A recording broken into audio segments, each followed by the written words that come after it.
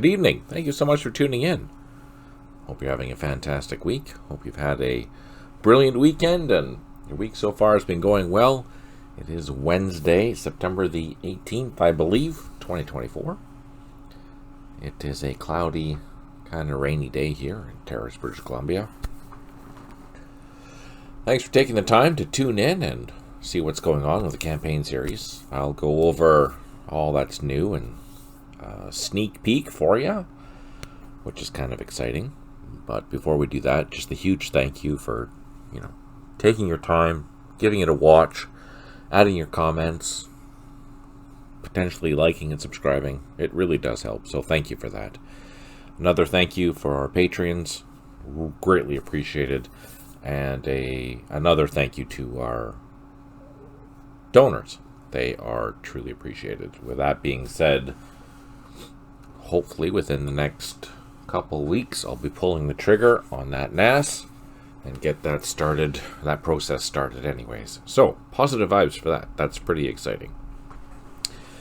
Just need a couple little things to go my way before that happens, and yes, good times. But, in the meantime, so I have, in front of us here, we have the Koreans, North Koreans, and I'm very happy to say that I have now actually completed all of the organizations above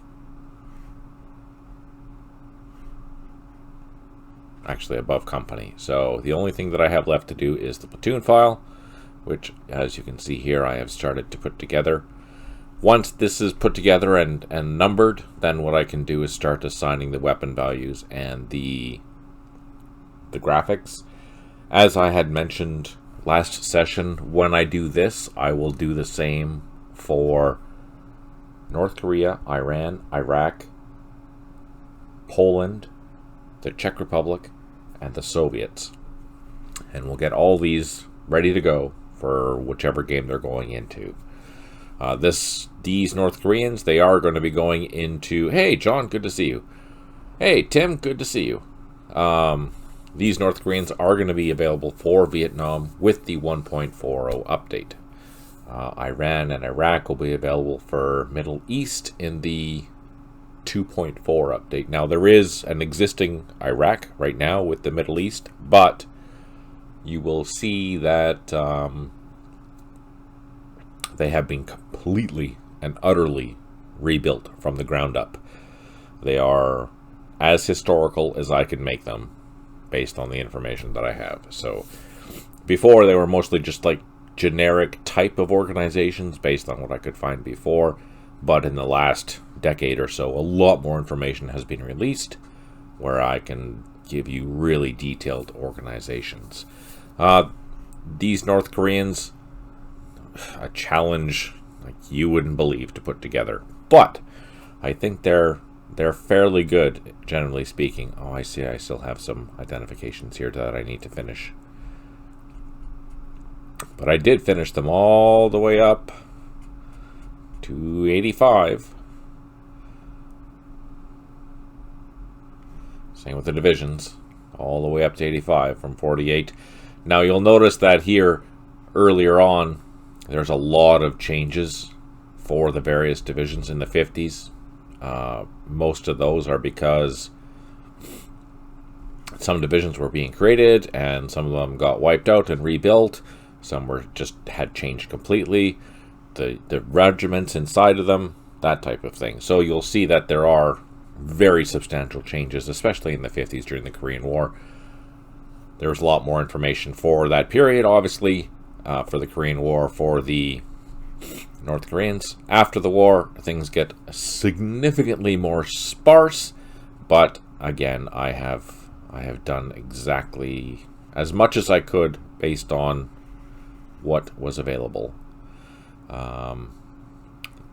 Just for future reference, if you see a star like this in my organizations, that means I don't know for sure the organization, or usually the identifier. I know the organization, I don't know the identifier. So this is a logical best guess for that. But the rest of these organization numbers are generally correct, for the divisions anyways. as well as the mechanized regiments and whatnot. Those are the IDs that I could find. So yeah, you'll find that as into the 85s, you'll see that there are some organizations that I don't have the ID for, generally speaking, but some of them I do, some divisions. And these here are just identifiers for me saying, all right, this division has been upgraded, and it goes also back up into here as well in the 70s. You'll see those organizations when they went from the structure totally changed for how these divisions were upgraded. So there's a lot of different upgrades throughout the 70s and 80s. It's quite fascinating. So if you are into that type of a thing, I highly recommend taking a look at how the organizations changed, especially between the front of the line and behind the lines, and how that all turned out. Anyways, so that is super cool, very exciting. Happy to be doing that. Now I'm started on the platoon file, then we'll number it, and then I can fill in a bunch of that information. So yeah, exciting times. I'm pretty stoked. So the other thing I wanted to show you is there's a new build for Cold War. Now keep in mind, this is actually in the alpha stage. This is an alpha stage preview, so keep that in mind. Here is the new scenario introduction state, or screen, I guess, is how it's going to be looking. Petri has rebuilt this all together. It looks... Okay, I'll wait for your ads to be done there, John. In the meantime, yeah, again, a huge thank you for taking the time to tune in and have a chat about all the Wonderful Things campaign series. That's a fantastic thing. It is truly appreciated. And if there is type of content that you are interested in seeing, don't be shy. You can mention that in the comments if you're watching this on YouTube later, or if you're watching this live. Hey, let me know. As I start doing more scenario development after I finish the Order of Battles, I might be doing some Twitch sessions in the future where I'm just building scenarios, so you can see what my methodology is, as well as how I work on the Lua files and things like that. But we'll see about how that goes in the future. I might just do them as random sessions as I have the time to do them, as opposed to these playthrough sessions. But we'll see how that goes. Again, we're just waiting for John to come back.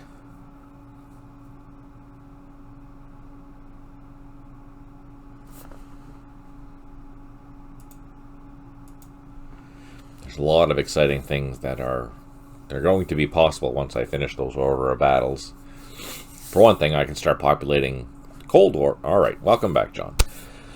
So as I was saying, this is the new introductory screen, which is fantastic. It's great.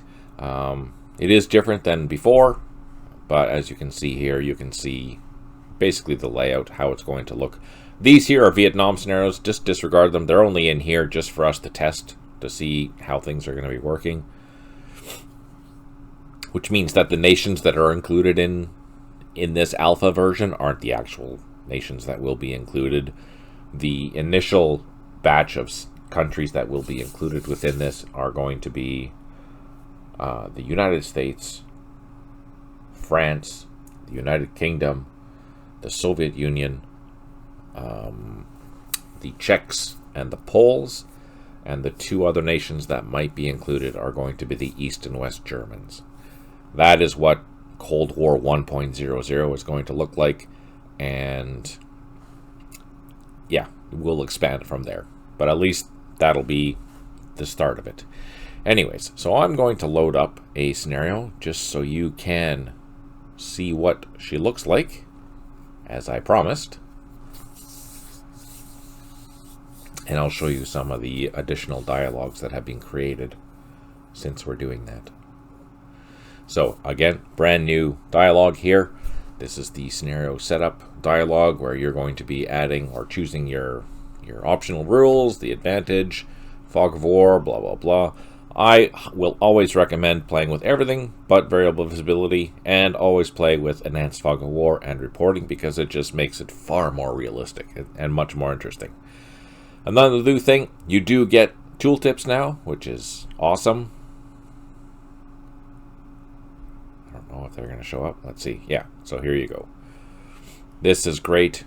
Super handy to give you a brief explanation about what these things are. That's awesome. So quick, dirty, but brand new. I kind of like the looks of this. It's all in one place. Super easy. Perfect. Doesn't matter. This scenario is just the test scenario anyways. Again, this is an alpha version of the Cold War game. Assuming it loads. And it did! Yay! That is a good sign. Alright, so now, first thing you'll notice is that it has new graphics. These are the Mouseman graphics that we are making default in our games from now on. If you want to have the old graphics, they will be incorporated as a mod, if I recall correctly. But let me just zoom out through them so you can see how they look. So this is zoom level 1, zoom level 2, 3, 4, 5, 6, 7, 8, 9, and of course, obviously, the jump map, which is small in this case because I don't have master maps for this game yet. The scrolling works as usual. Now, I like playing with the color toolbar because color makes me happy. I also don't need the hex grid, so I'm going to turn that off. We'll leave the contours on. You can see, actually even if you turn the contours off, you can see how the elevations are now a little bit more highlighted than they had been before, which is kind of nice. It's looking good. I think it's looking good anyways. This is a small engagement where we have the Americans versus the English and French, just as a test to see how it's going to work. One new thing that you want to see is the situation report. This is a brand new thing that's going to be available in all the games. This means that it'll be available in Cold War, obviously, plus it'll be available in Vietnam and Middle East, and then as well as the World War II game as we get around to it. This gives you an idea of what is currently on the map, and then the types of losses by percentage, what the VPs were worth. There's a lot of interesting math in here, so I think one thing that Petri has been doing is going through and not advertising, damn English, identifying which units will fall into the proper area. Some of these units, for example, there's thousands of units. That's one thing that you have to keep in mind here, is that we have literally thousands and thousands of different platoons. That being said, there's going to be mistakes in how they're coded. So that's one thing we need to do, is go through every single platoon and make sure that it's, it's correct. The numbers that are associated to it are correct. In some cases right now they're not, but that'll be coming as well. The other thing I'm hoping to have done for Cold War will be those 3D silhouettes. So I am building them on a NATO and Warsaw Pact type of a grid, and I think we'll likely include those in Cold War straight off the bat instead of as a mod. I haven't worked on them lately because I've been sucked into the order of battles, but I will be doing that every once in a while now that I'm feeling a lot less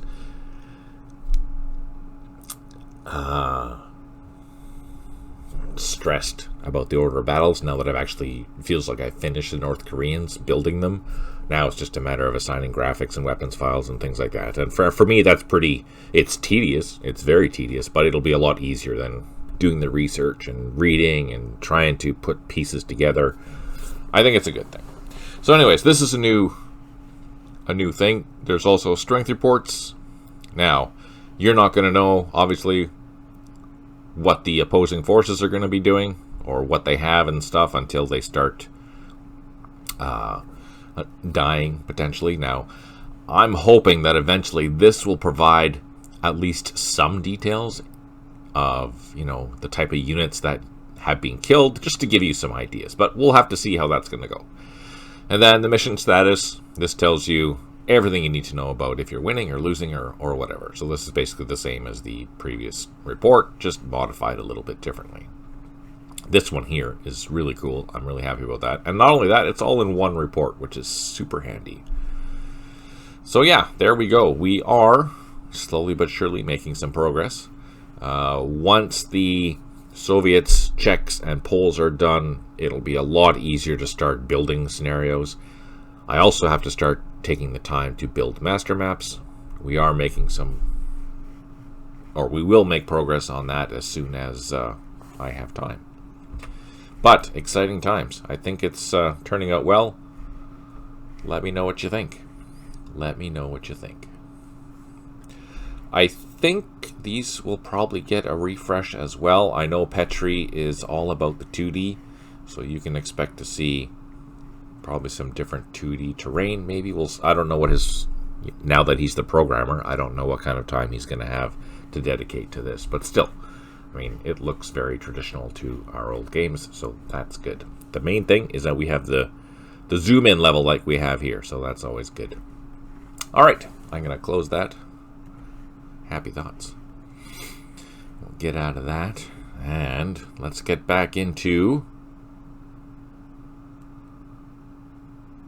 Oh, also two things to also keep in mind. With 1.4 and 2.4 for Vietnam and Middle East, the graphics are going to be swapped, which means the 2D or the Mouseman mods are going to become the official graphics. Again, we will have the old graphics available as mods if you want to use those, or any other mod that you want. They'll still be in there. So just quick reminder, things are changing just because we want to make it prettier to appeal to more people, and that's one way. And not only that, we have Mouseman as our graphics guy, and I really like the stuff that he's doing, so happy thoughts. Speaking of graphics, I will have to build some isometric unit graphics just for the simple fact of I need more units, and there's not a bunch of units, or there are units that are missing, especially for the North Koreans, that I don't have currently, which means building units. Building units is fun.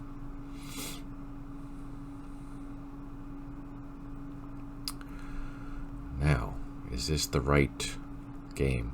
Yes. Here we are going back to the Middle East. Senseless violence.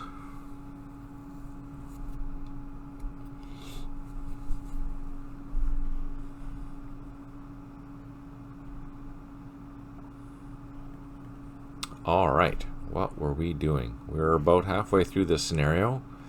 Yes, we were just advancing into Rafah, I think. Let's take a look at the map.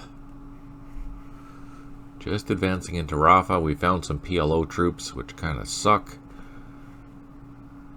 The regular... Oh, those are more PLO. The regular Egyptians are down here.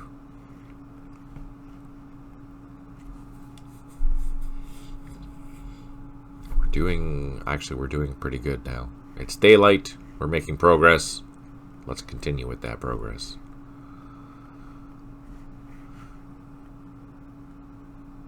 There's an airstrike coming in. I don't know why I called it an airstrike. I don't remember. Alright, we need to finish this off. So, we have some engineers.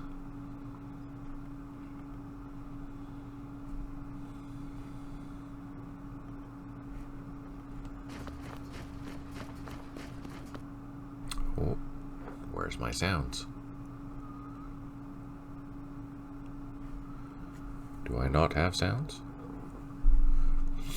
Hello? Oh, I do. I just had them low. Ooh, what's in here? PLO? Let's try our luck. No joy.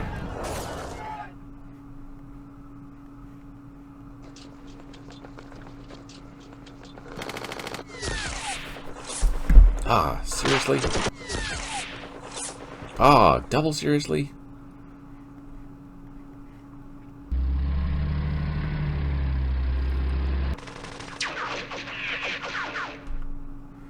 No, I'm not going to leave them there. I don't want them to die.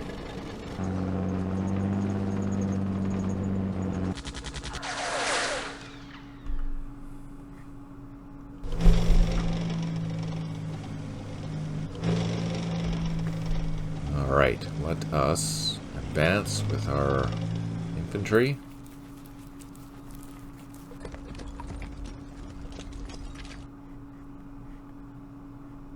Ah, crap. Oh, those are fancy. I haven't seen those before. With red berets. I wonder what those are.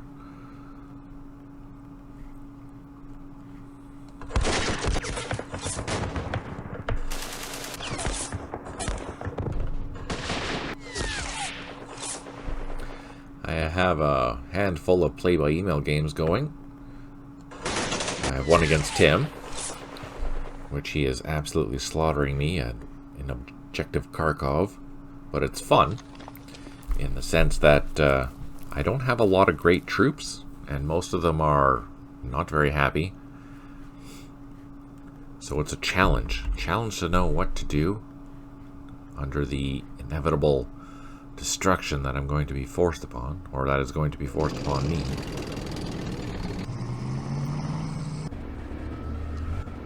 All I'm trying to do is delay him as much as I can and not die. That's the key. Alright, here. Another one I have is I'm on turn 30 of... Oh, nice. 475 for Hell's Highway, which is a lot of fun. That is an interesting scenario. Absolutely. These guys, I think we're okay. And we're going to start pushing over here.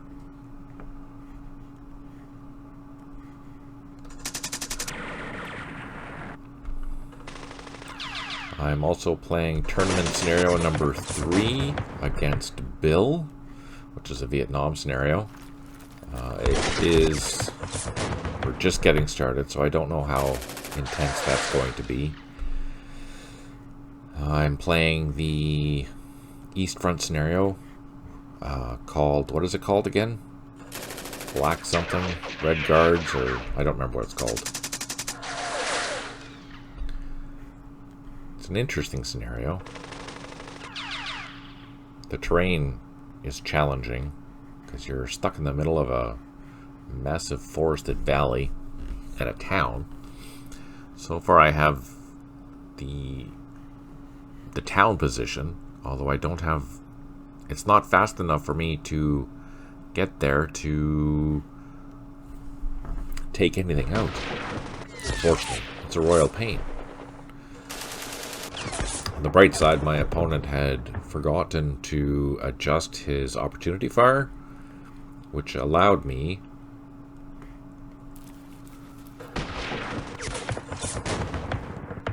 to draw a bunch of his opportunity fire. Oh, freaking fire truck. What am I going to do? Let's draw the fire.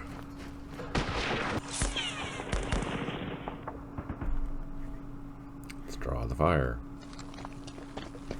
Oh, there we go.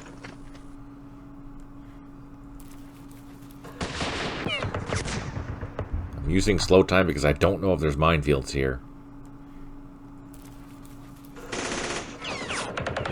The problem is that it leaves me very vulnerable. Anyways, I was able to destroy a good handful or so of his tanks because of that mistake.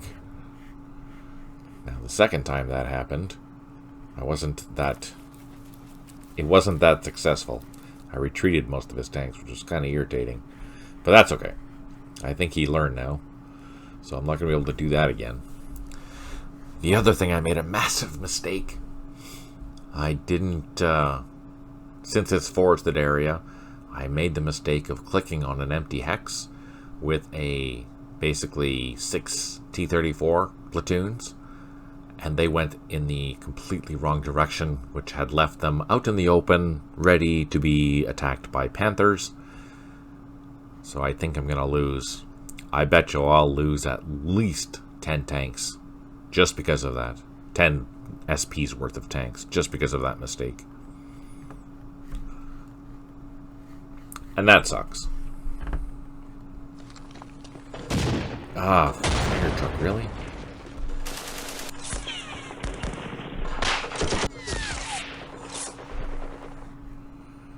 Slow time into here, because if there's blocks there might be minefields, so safety first. Black guards and red arrows. Yeah, that's the one. Thanks. I appreciate that. I have another scenario started against Kevin, and Kevin and I are playing the... if you look on the forum for Matrix Games, you'll see that Berto had done a after-action report about his scripting of a particular scenario.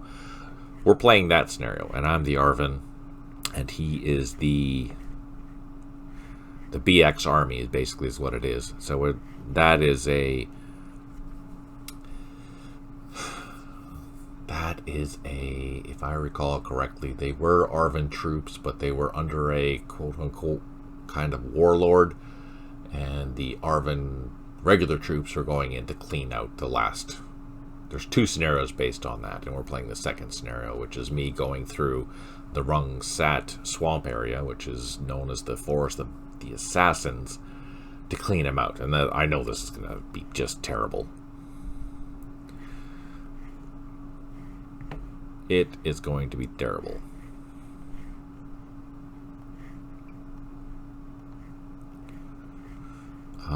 What do we want to do here? Oh, we want to hit that, definitely.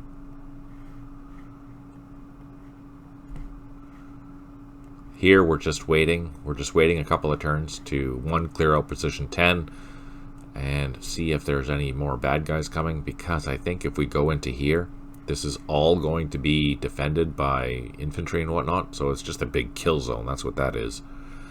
I'd like to flank it, just to see what else is back there, and I think I might be able to once I take this position 5. We might be able to drive out here. We do have trucks that are loaded. No, not Human Forest. It's called, what the heck is it called?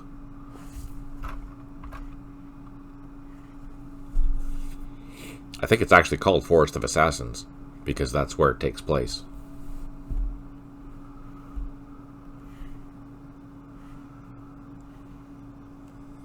It's 1955, I'm guessing. Around there anyways.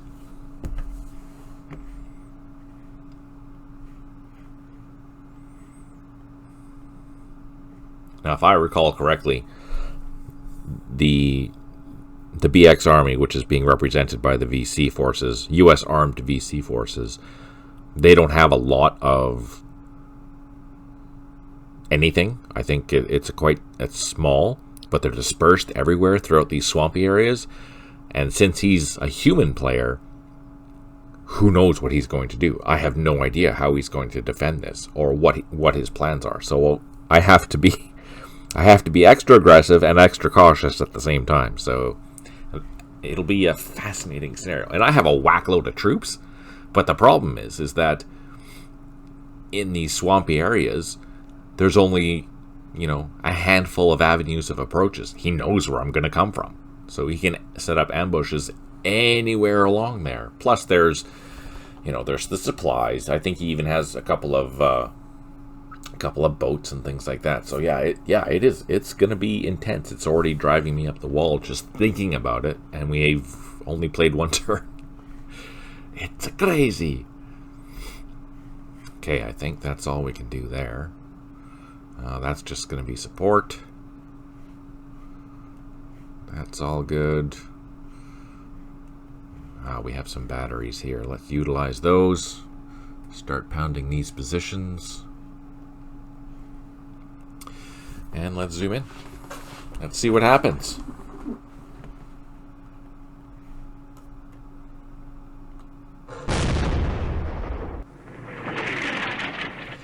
So right now I'm just playing, this game here is done in the standard 2.31 version of the game. I do have the other game installed, the 2.4 installed, I just haven't decided to play it yet.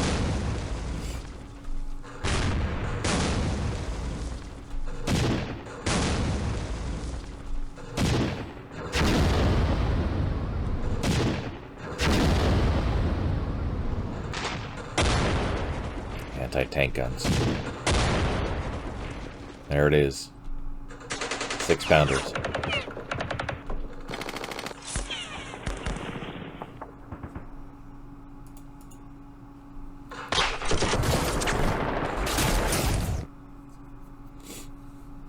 Yay for trenches.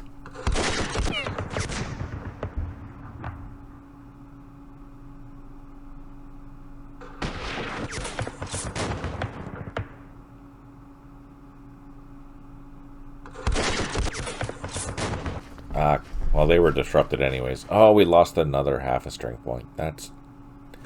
or half a squad. That sucks.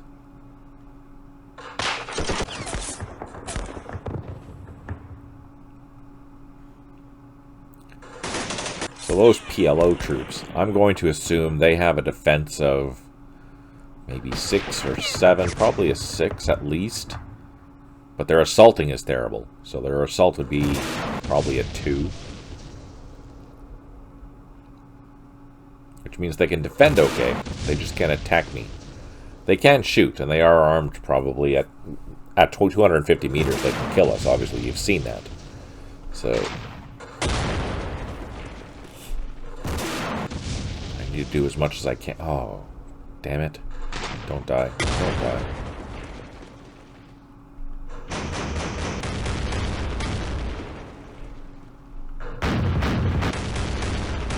Oh, that would suck if I lost an AMX-13 to freaking anti-aircraft guns. Nope, they just ran away.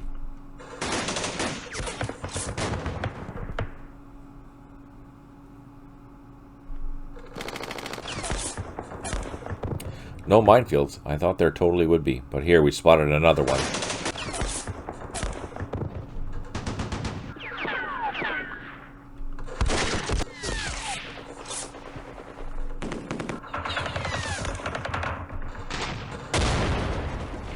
Oh, is that like a bazooka or something?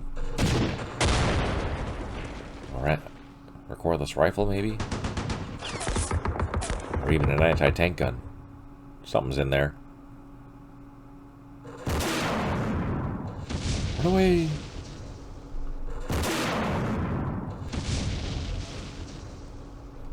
see this unit with a strength point of 1?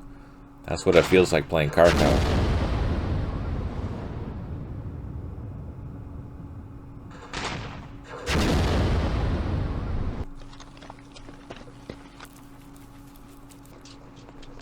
Oh, there must be a bunker back there. Whoa, we got reduced. Sneaky bugger. In West Front, dun dun dun dun dun. John is saying in West Front, I'm playing Ed HSL in Constellation Overloon. And in CSME, I'm playing Josie Wales at Upset at Janine in the 1948 scenario. How's that 1948 scenario going?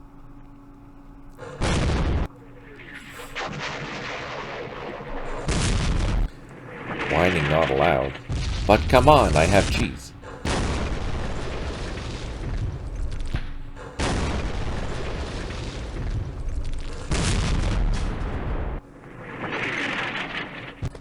Oh, that was a good hit. Oh, it's engineer too, the buggers. So we know that there's an anti-tank gun in there, or something, just not registering. Also playing Hell's Highway. Nice. How are you finding it so far there, Tim? Do you like it?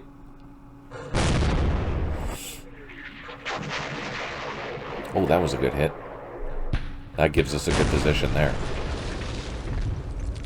Love it. Oh, that's good. Yeah, I'm really enjoying it. It's super It's challenging against the human, but I'm really enjoying the challenge. It's a lot of fun. I'm sure Michael is... Wow, Michael now. It's turned 30 for me. And Michael, I've seen at least 2 companies of Panzer IVs, H's. I'm being attacked from the north by a bunch of armor and mechanized infantry, which sucks. Sucks terribly. I just don't have the goodies there to deal with that. But I do start getting reinforcements in like a handful of turns. So that's kind of good.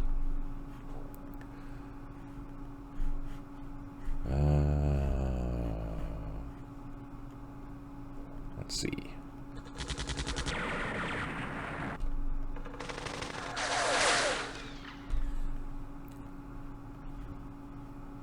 You know what? Do I have smoke? I do have smoke. Let's fire a smoke then. So one thing that I've noticed is that in the World War II versions, you can only smoke your hex. You can't smoke the hex in front of you. But here, we can smoke the hex in front of us, which is super handy.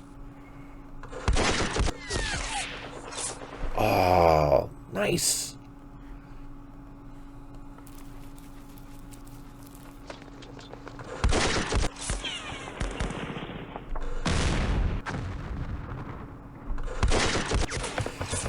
Yeah, the lead elements of 30th Corps have crossed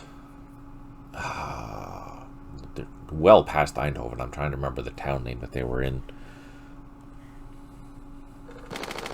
But they're about 7 turns from the highway that goes into Nijmegen. There's forward elements that are closer than that, but the tanks, the tanks are still a good 7 turns away from that intersection anyways. I'm glad that the Panzer IVs have not decided to creep up that road, because that would just suck on so many levels. Oh no, there's something there. Fire truck.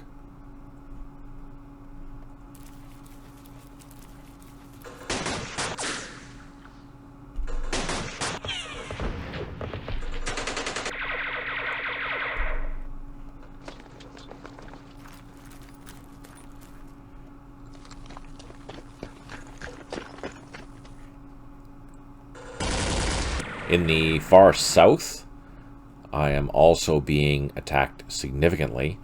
On the eastern side, there are a bunch of paratroopers that are engaging me now. Ah, welcome back, John. So unfortunately, I did not get lucky to make this guy run away. So anyways, yeah, in the far southeast of Hell's Highway, I have broken through with tanks, but the problem is, I'm going to cancel this assault. So because I canceled that assault, I burned through 85 action points, unfortunately, to stop that assault, which kind of sucks, but that's part of life, I guess. Anyways, I'm being attacked by at least a regiment's worth of parachutists down there. On the bright side, I am maneuvering some tanks and I'm taking pot shots as I see them, so I'm reducing their strength, which is good because my infantry down there has been decimated. Completely decimated. I've lost so much infantry in that sector just because of his artillery. And there's little I can do if I'm on the attack to do anything about it. So, yay! That was a mistake. I didn't mean to overstack that.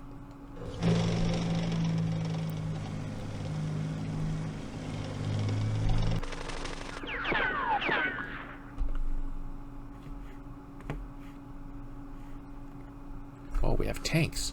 Shoot, look at that.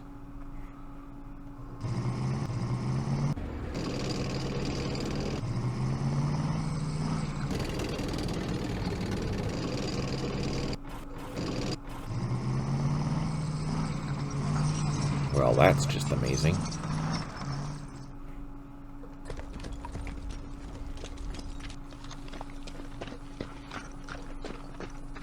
Nope, they can't move.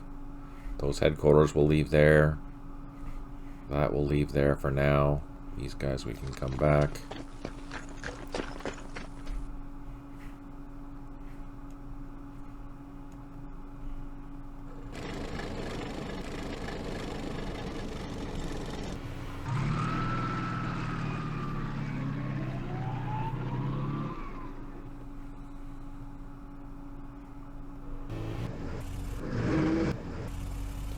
So what we can do is take these guys, put them in some transport.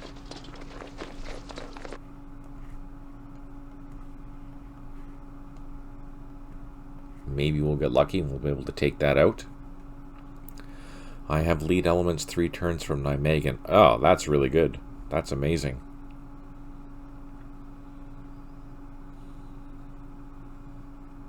Yeah, no kidding. That's fantastic. Did you use the most western side of things to travel? Well, I know you have to be a traffic cop in that scenario. There's no way around it at all. I'd be moving forward the entire time on that western flank. But, you know, you run into an ambush, then you try and find a new route, and the human player is very efficient at making ambushes for me. Which is fun, but not fun at the same time. Alright, I'm going to... do I want to burn my smoke advancing? Yeah, you know what? Let's do it. Let's do it.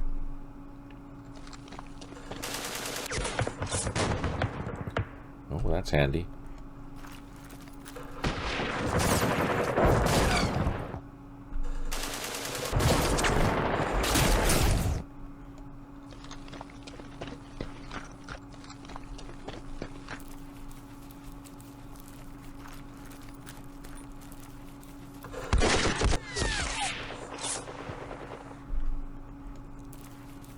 Here we go. We're starting our attack.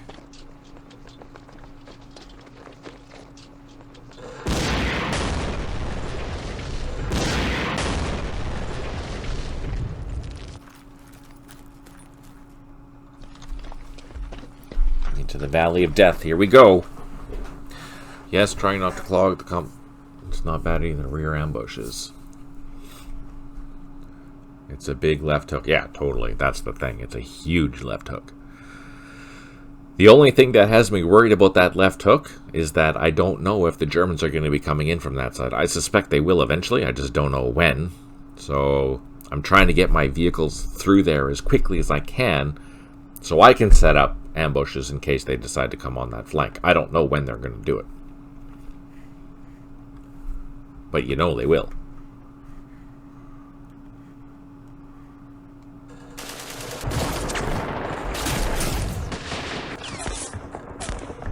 Oh, that's why we called it an airstrike, because there's an archer sitting there. Oh, sneaky buggers.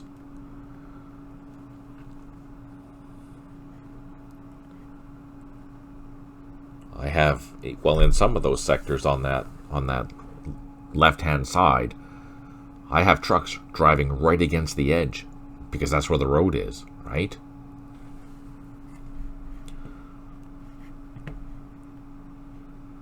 Oh, I should be able to overrun this. It's only strength point of 1. There we go.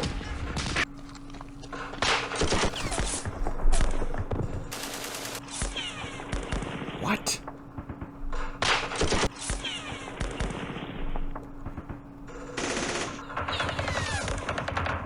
Oh, we did a reduction because only the first one fired. Ah. There we go. That's what we wanted to see.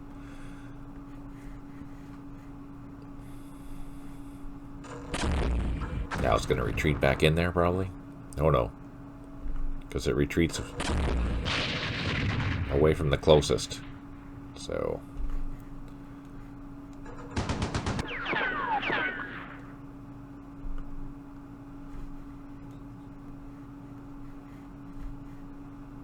traveling in battle groups. Alright, so that's okay.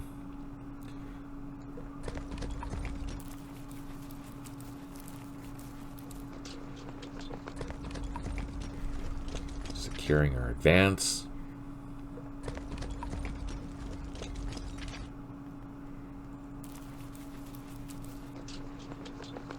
Is there nothing in town? Oh, spoke too soon. It's a headquarters. Let's double time these guys up here.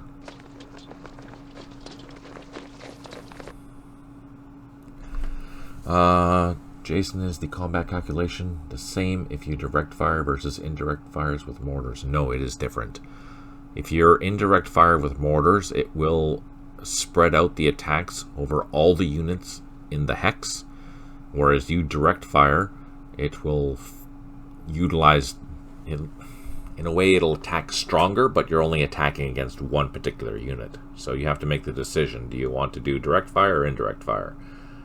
I like doing direct fire if I can, but if I'm trying to just suppress things, then I'll use indirect fire, because then I'm targeting all the units in that hex. But in a case like this, where there's just one unit, then I'll just direct fire against it, especially since I don't know where it's going to be next turn. A unit like this, then I indirect fire probably, because it's probably in a trench, and there's only one unit there probably because nothing else is fired. So if I can direct fire, I'll probably direct fire. In a hex that has multiple things like this, then I would indirect fire on that for sure. Or like here, these have multiple units, or this one here for sure, but they might change. Like these units might go into here after, so that's kind of what I'm hoping, is that they do get multiple units in there, because then it helps with my attacking, right? So we're in the town. There is at least a headquarters there. I'm surprised there's not more, but the points are down by the railway station, so we're not worried about that yet. Alright, let's deal with this. Bring up some machine gun support. And by doing that, we're drawing the opportunity fire so we can move in easier.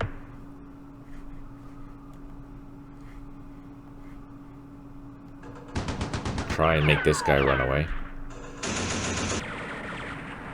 No joy.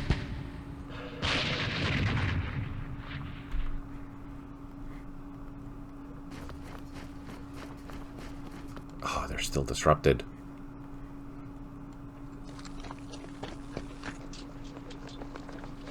He can fire once. So before I assault, I'm going to try and fire.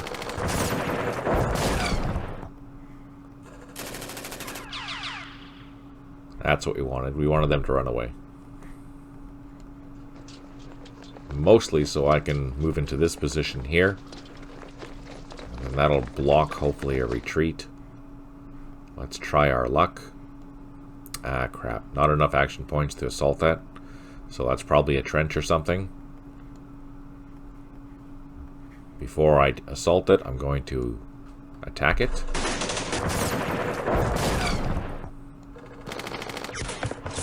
I don't know if we got lucky with any... Oh, we did reveal that anti-tank gun, though. So, is this going to go well?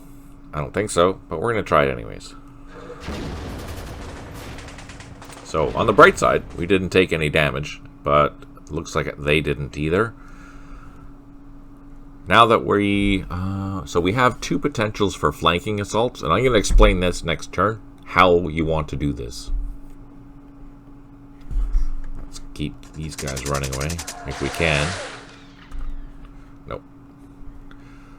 Is that a bunker? No, that's open. So this, for me, this is better to be in this position than this position. Why? Because this being out in the open like this has a -1 to morale, which is not going to make me undisrupt any faster, but me being in the trenches, it has a +1, so it'll help. You know, ideally, I'd want to be in here, because if we look here, it's a +5 to morale. So if I can get into there, then, oh yeah, that'll really recover my units. The opposite side of that is true. So now, those guys are just, they're not disrupted, but they're isolated, or they will be next turn, because they're surrounded, right? They don't have access to supply. But even if I'm successful in disrupting them, their odds of being undisrupted the following turn are significantly improved because of this morale boost that they're getting, being in this position. That's why these are very powerful positions to be in. If you can be in those, instead of being out in the open where I'm suffering. I don't have any morale bonuses here, and they're going to spot me no matter what. Little things like that, that's what makes this game so much fun. You have to think.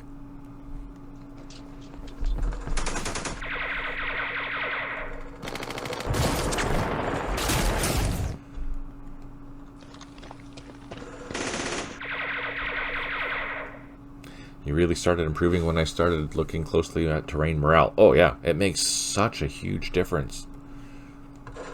Especially if you're playing with units that don't have very good morale to begin with. That's one, like the Arvin, for example. They have terrible assaults. They have terrible morale, usually. Some of them are good, like the Rangers and Marines and things like that. But the regular infantry is brutal. Typically, you're going to have a 5 or 4 morale, which is brutal. So if you're putting them out in the terrain where they have a -1 or a -2 to the morale, if they get shot at, they're going to either take a loss or run away. Or both. And you don't want that, right? So you have to be very, very careful with how you use your Arvin troops, for example.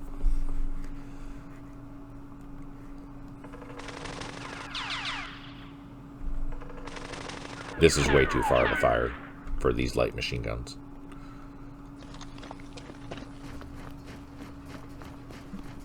So this would be an Egyptian infantry platoon. It's what, 1956. Odds are good they have a 6 or a 7 defense. So if I'm firing here at a 6, that's 1-to-1. I might get a casualty. I might, but not likely. Now these things here, they're PLO. They probably have a higher morale, so they're more likely going to stick around more than the regular Egyptian platoons will. But they have a crappy defense, and they have a crappy assault.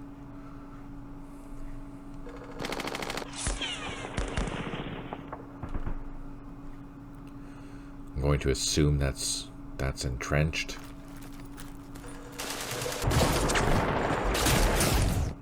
Damn it. That sucks. Alright. Let's see if we can do some damage on these guns. Hey, thanks for tuning in there, John. I really appreciate it. Hope you have a good rest of your week, and hope to see you on Sunday.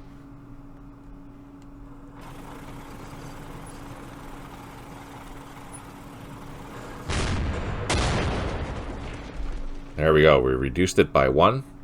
They're both disrupted. I just don't have an infantry platoon to go and get them.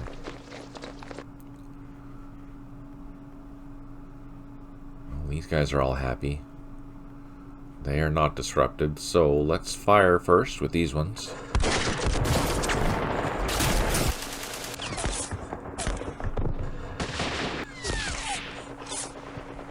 No joy. Let's try an assault.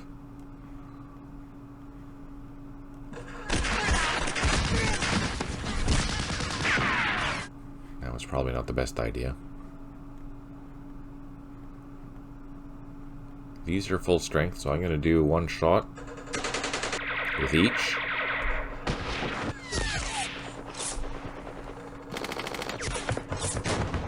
But then let's try our luck with an assault.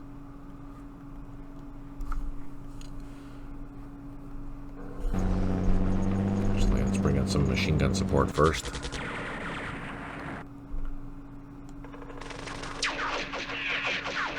Maybe we got lucky. Let's pull back. Oh, I can't. Fire truck. So here, double unknown effect. We did do some damage, but not enough to push it out. So I might take some shots on my half-tracks, but we have some tank support now. One thing to keep in mind for movement, just as a general rule, try and keep your movements, your mounted strength points, this is a strength point obviously, under 12, because then you'll use the road or path or whatever that you're using most efficiently. So this is 10, that's 12. I can still move here and be in luck. Alright, so let's do a shot there, do a shot there. I should have done some maneuvering. Can I do some maneuvering? Yes. Oh man, I lost a full squad. That sucked. Hey, Napkin Way, thanks for tuning in. I really appreciate it.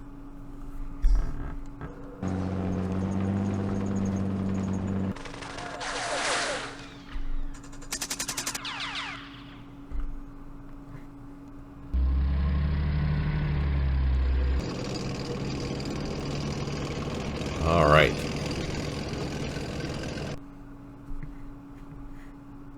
That's all we can do there. This guy's disrupted. These guys are okay.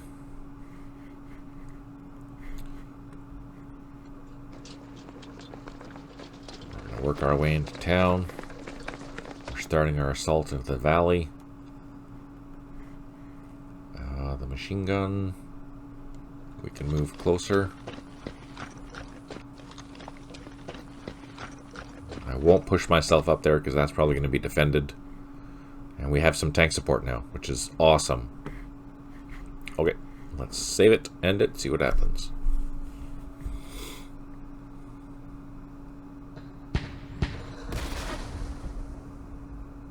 Since you're here, Giovanni, I'm going to explain doing some assaults and when they work best and how to best do them. Now, obviously, it's not going to be a win-win all the time, but it'll give you the best advantage.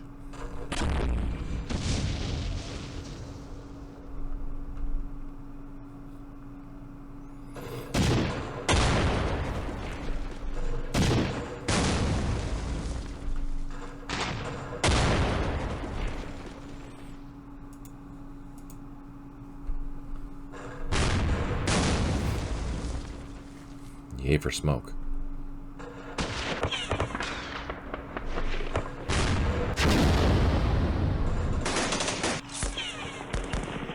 So those are probably trenches. That's probably a bunker.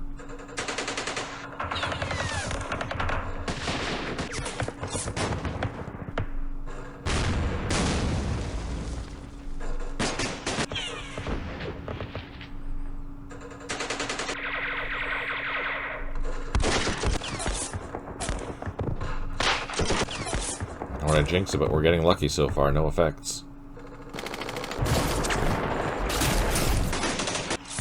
Come on.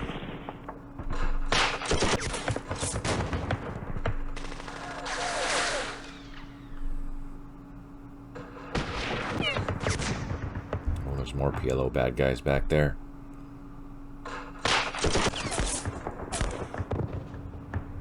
Another. Oh, that's the same one. I wonder what that is. Whatever it is, it missed finally. Oh no. Oh, there's more of them. Shoot. Now we're down to 1 strength point again. That's not good. Feel free to run away. It's okay.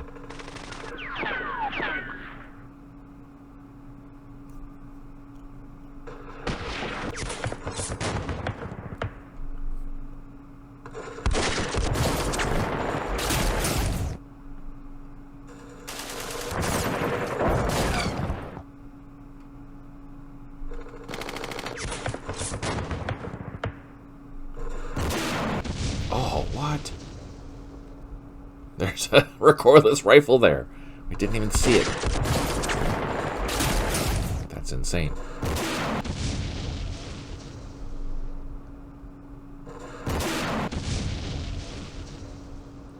Recoilless rifle.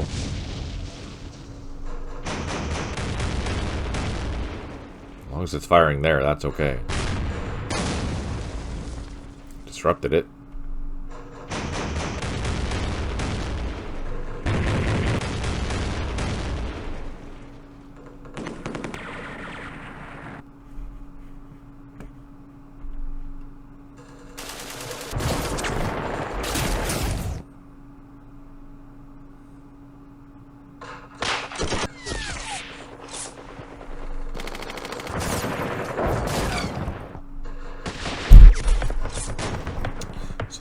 why I can't move in assault, because this is a trench.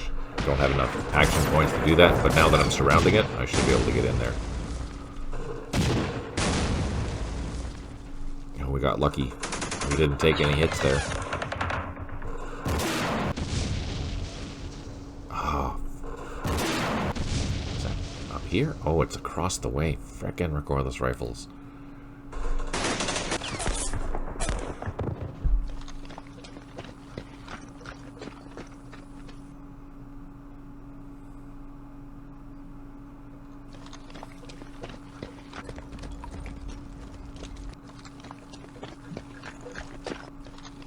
I'm going to turn off the labels, because that is slowing down our game. Just have to wait for our turn.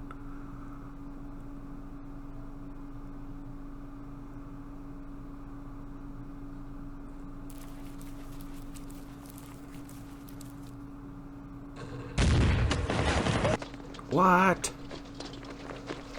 So they assaulted us. We got reduced by 1 and retreated.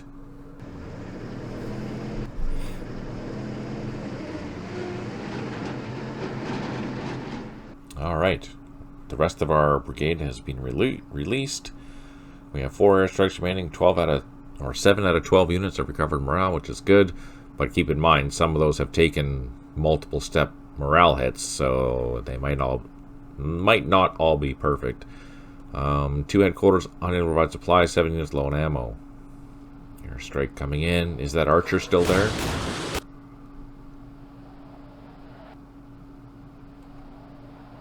Don't know. Didn't damage it.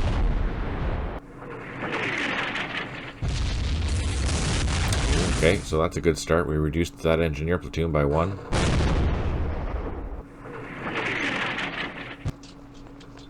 Retreated, that's okay.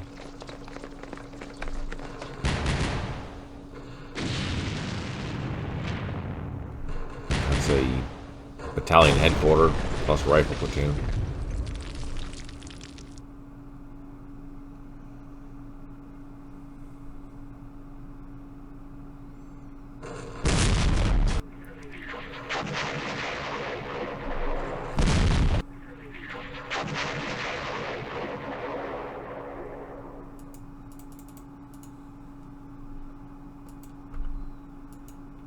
Alright, so first thing I'm going to do, turn off the labels. Boom, there we go. That speeds up everything. Now, this is what I was talking to about Giovanni. Where is it? Where's our position? Here it is.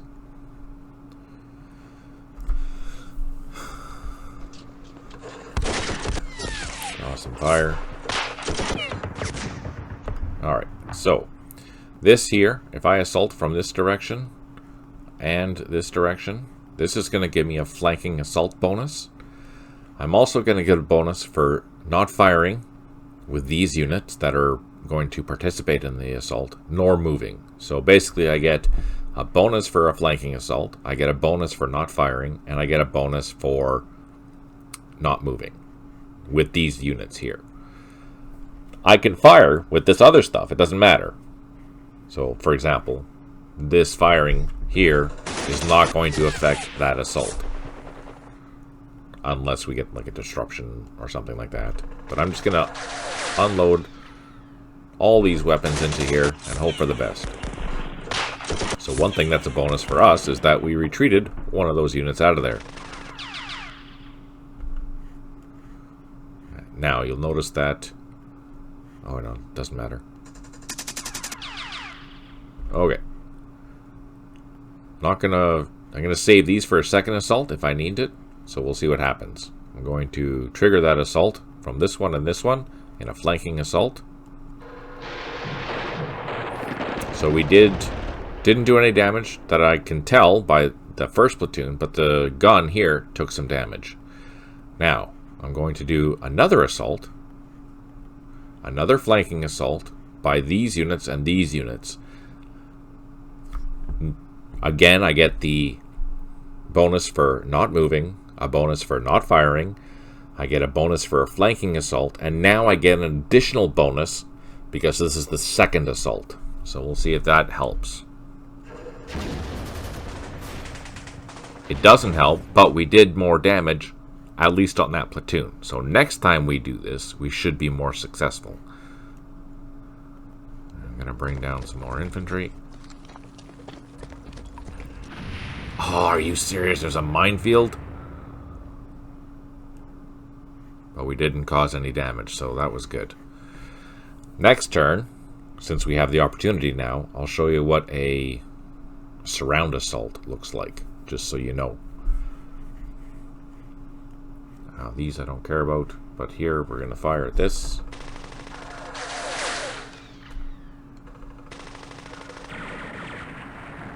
I don't think I have anything back here. I have mortars. I want to save the mortars for this. 25 pounders.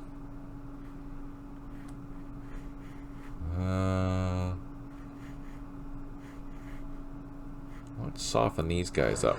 Ah, shoot. I didn't mean to do that. That's one thing. So if you have line of sight, which I do to these guns, it'll automatically do direct fire.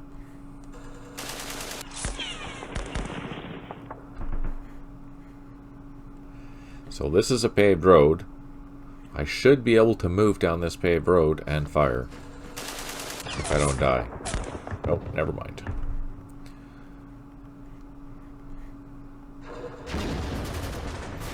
Ah, frickin' trenches. Those PLO troops are dug in. I wonder what that... Oh, look at that. Whatever it is, it's got 6 strength points.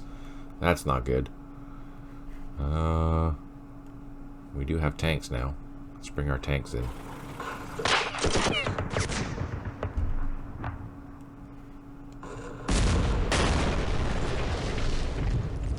Ooh, that first one did some damage. Ah, perfect. Let's go chasing now.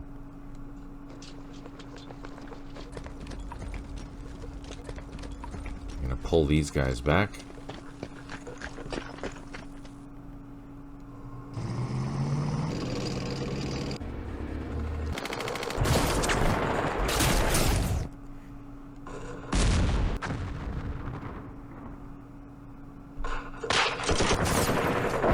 Are trench effects on assault the same as on fire? The trench adds a bonus to the defending units for their morale, which the higher the morale of the units defending that trench, the higher or the less likely you are that's going to be able to push them out. And also, if they're defending fanatically, they will definitely hang on to that trench. Although, when you're assaulting units that are defending fanatically, which is a button, now that you can do that, is it this? Yeah, defend fanatical. Those type of units, which you'll find being scripted, or if you're playing a human player, they might do that. They will take more casualties, but they are going to hang on to that trench more likely than they would to run away. If you don't surround something, there's still a chance that the units inside of the trenches will run away. It's not likely, but there's a chance. But if you have it surrounded, they're not going anywhere. It's just going to be harder for you to take. But with all those bonuses of flanking and surrounding a hex, to gain those bonuses, it's in the long run, it's worth doing. The key is you need to have the troops to do it. So if you're trying to assault a hex with a single platoon, it's not likely going to be successful, no matter what's inside of it. If there's an improved position or a trench, it's even less likely you're just going to destroy your platoon, is basically what you're going to do. I don't recommend doing assaults unless you have at least a company worth of infantry, or you have massive heavy weapon support.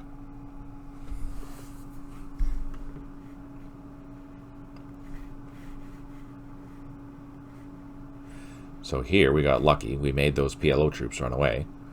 I'm going to get into the village here because that makes my life a lot easier in the long run.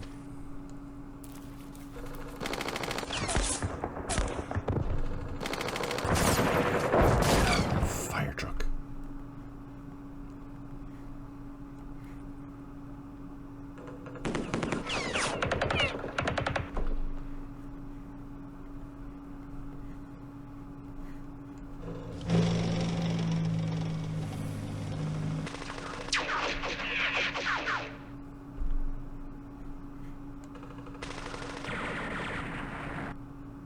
that made me feel good.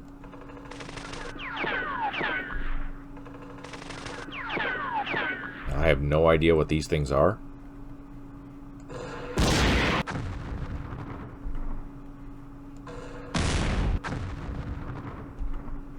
So hopefully they don't kill my tanks. Now, this is an orchard. I'm not in urban terrain, so they should be relatively safe, at least for now. One thing,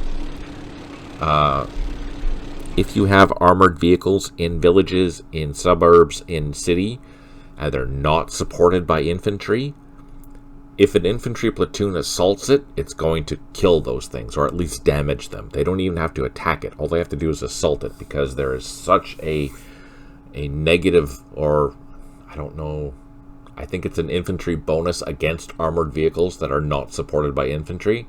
That bonus is fairly significant. So don't operate like this here is stupid. Don't do that. This, if they assault this, I'm dead. Because these vehicles are not supported by infantry, and all they have to do is just assault that, and I'm wiped out. Same with tanks. If I have my tanks in this village here by themselves and they get assaulted, I'm losing my tanks. So if you're operating in a town, I mean, sometimes you can't, but if you can, always bring infantry with you. Doesn't matter what it is, just bring an infantry type unit with you. If it's a machine gun or anything, RPG, whatever, doesn't matter. Just bring an infantry type unit to negate that assault bonus. Also keep in mind though, if you're doing city fighting and they see you, and they see your supporting units, which they might not because of the concealment rules, they might target your infantry to get it to run away, so then they can assault you. That's what I would do. Absolutely I would. So things like that to keep in mind when you're fighting in towns.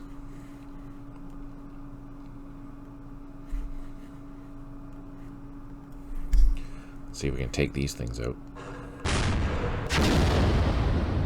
No joy. Oh, reduced by 1. That makes me happy. And disrupted. Alright. I can't see that, so let's just target that. Hopefully we can get into this hex. I'm going to leave my opportunity fire. Opportunity fire, not always, but tends to fire better than your regular fire. Don't know why, just that's what I've noticed. Oh yeah, we're still cruising through town. I'm going to put myself into the suburbs because this is a way better morale situation for me. And then I'll worry about attacking from here.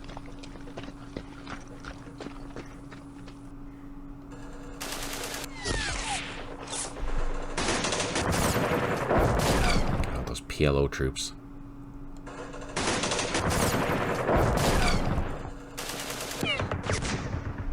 So then they have a +4 to their morale. I only have a +2. So it's still going to be hard to dig out. Especially if it's in a bunker or something.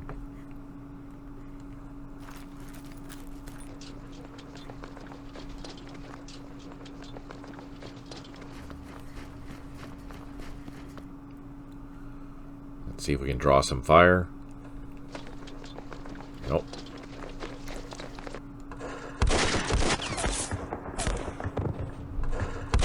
There we go. Fired twice. It's very unlikely that's a veteran unit, so now we can close in. Oh, there's a regular rifle. That's a carrier section, so it's probably only 2 strength points.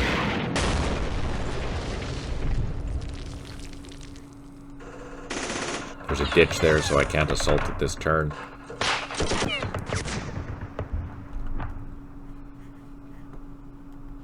Let's bring this infantry up to help out.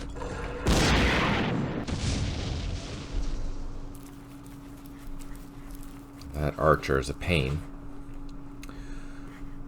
But it's fired twice, so I'm going to double time. Get right up close and personal. Oh no, it's supported. But I think those are just carrier sections, so they're only strength point of 2. Okay, let's fire at the infantry. Oh, no, that's not what I wanted to fire at. Crap. Alright, they abandoned that position. I am going to occupy it.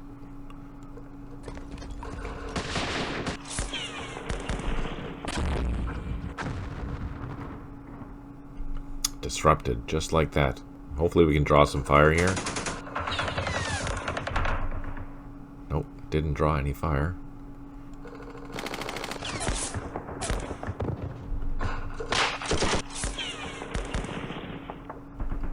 That works for us, making them run away. Okay, then I'm going to take my half a platoon, occupy that. See what we're getting shot at with. Another platoon. What are we going to do? What are we going to do? Let's go into the town. Oh, look at that.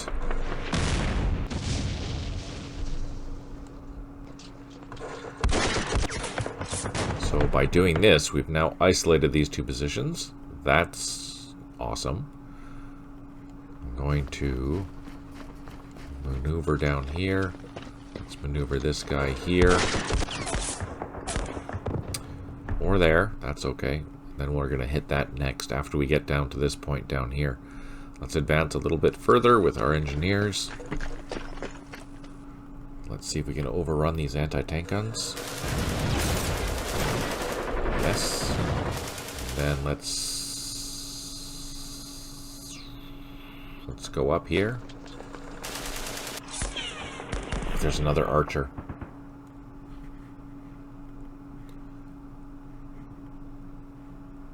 Let's fire.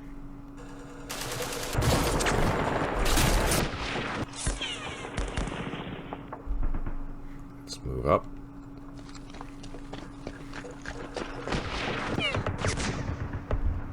Let's bring up some more infantry. Now that archer is firing.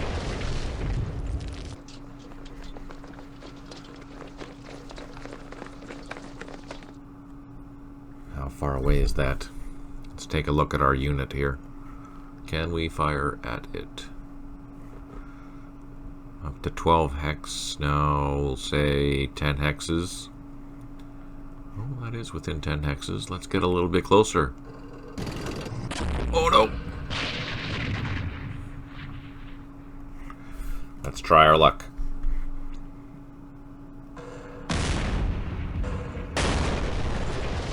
No joy. Alright, now there was something back here that shot at us. I didn't see what it was.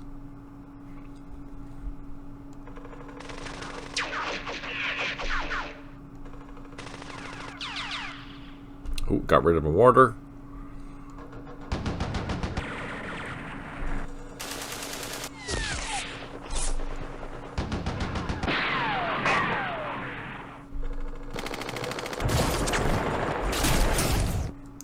Use our light machine guns.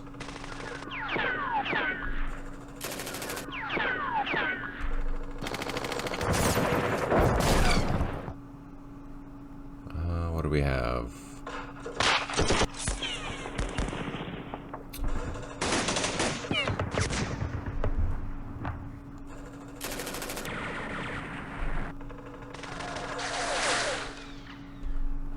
No joy.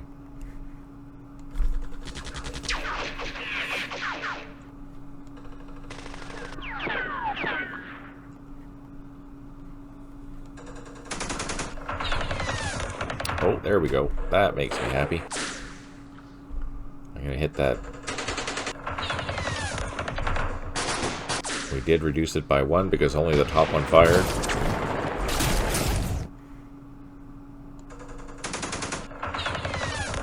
Ooh, that's a good thing. Let's occupy this position.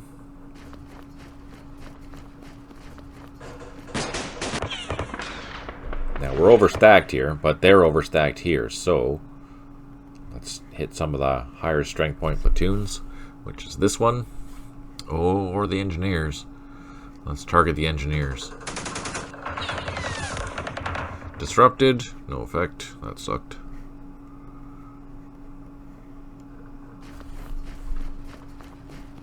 Let's do the same thing. Oh no, they did get disrupted. Disrupted. So them being disrupted is a good thing. And let's target that machine gun. Oh no, the 2 strength point infantry. No joy. I can do it again though. No joy. Okay, let's bring over our tanks.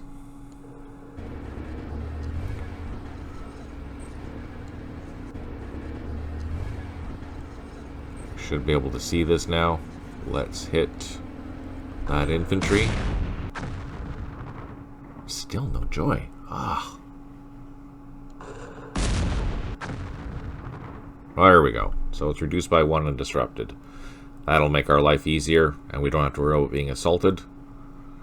Let's bring up our tanks. Get ready to assault this position here.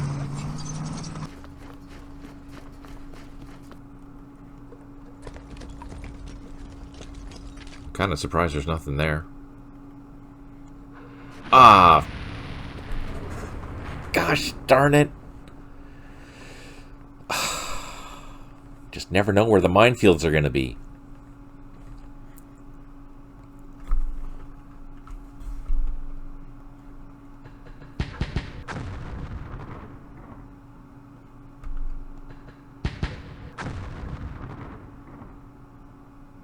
Are we doing any damage? Yeah, so it's down to 1 squad now.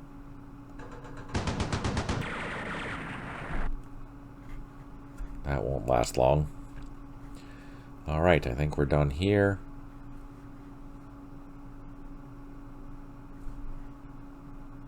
Seems you moved 2D and forgot slow advance.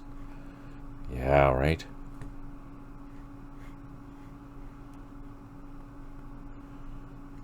I thought this was clear of mines because I brought my engineers through here.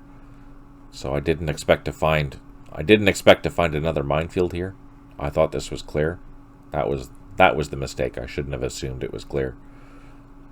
I went through here, and I went through here. I didn't go through here. So that was my own silliness. That was an oops.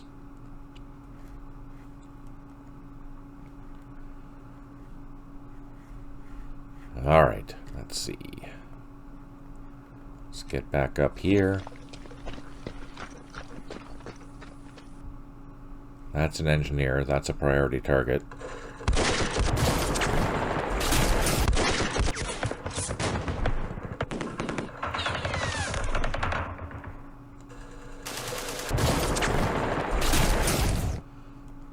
Let's advance.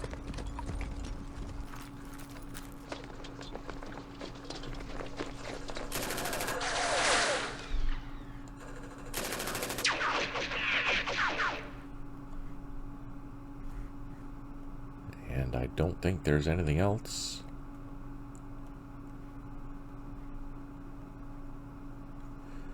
You're more careful at, yeah. Well, I don't play as slow as no, mind you, I don't play slow generally. But when I'm playing live, I don't play too slow, otherwise it's boring. And mistakes happen in real war, so it is what it is. Alright, so end the turn. Bada boom. So you'll notice that with the labels off, things move way faster. Oh no! Buggers. Oh, there's an anti-aircraft gun over here. Somewhere.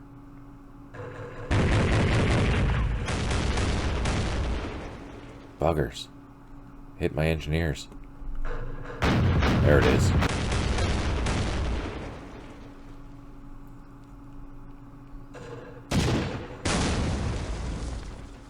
No effect.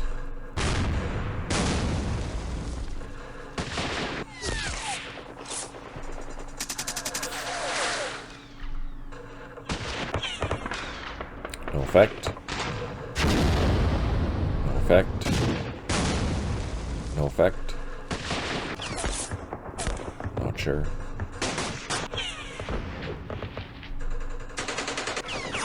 So, oh, now they spotted it. They might get some opportunity fire. There we go. So that's an engineer platoon. That's a regular rifle platoon. Or something.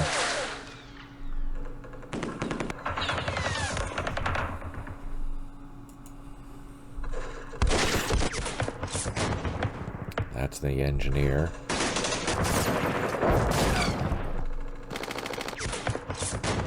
Crap.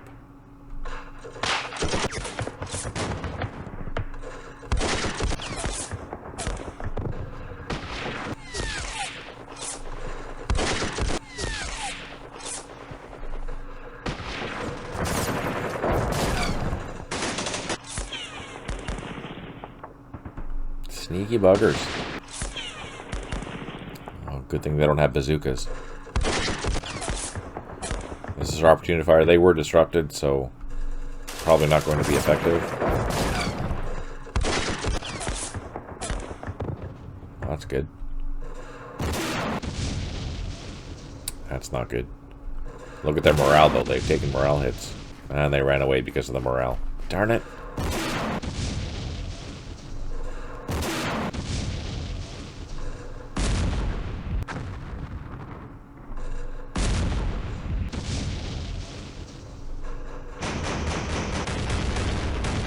Oh, sneaky.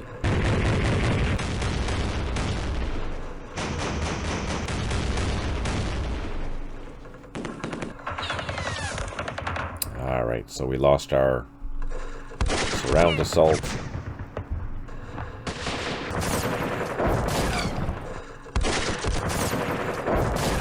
Ah, we got reduced.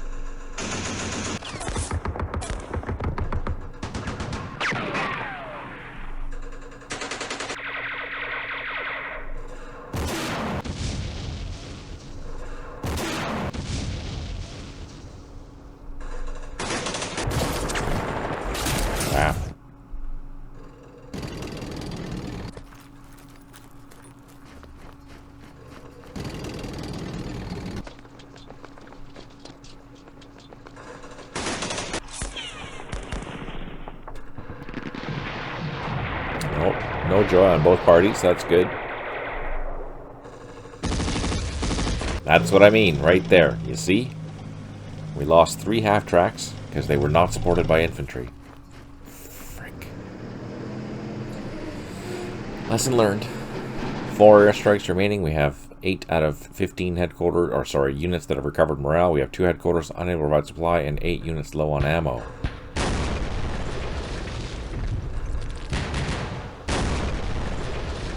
Yep, that's why you don't leave armored vehicles, oh that was a good hit, alone by themselves.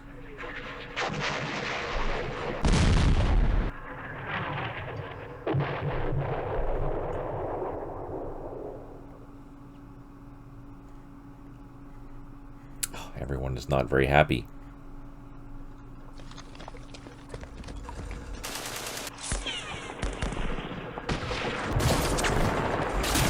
There's that headquarters. Oh, I can't fire. But we have tanks.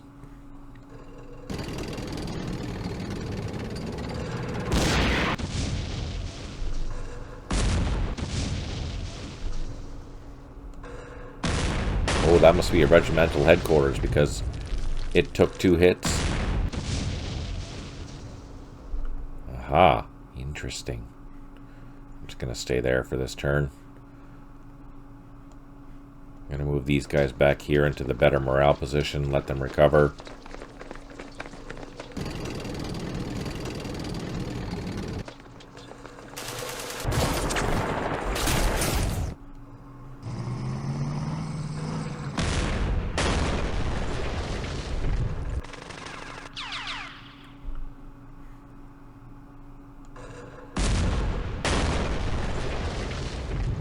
Nice. I don't think there's tanks in here, so I can leave these in the front line for now. Let's move them into here because that will give us another boost. These AMX tanks, let's hit these things. Reduced by one. Reduced by another one. Nice. Eliminated the anti-aircraft guns. And then we'll work on those. Oh, they retreated. I'm going to move these closer. Fire it at this objective here. Oh, I want to go in there, but I don't want to go in there because I know there's a bunch of bad guys in here. Look at that, they're both down to one strength, one half track each. That sucked. That sucked.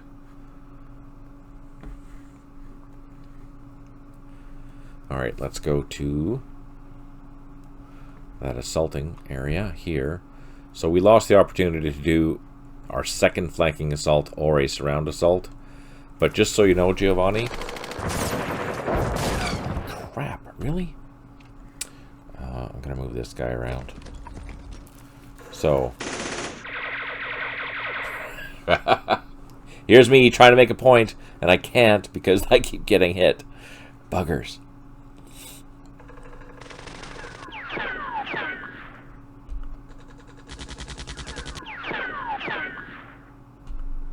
I should have did that first.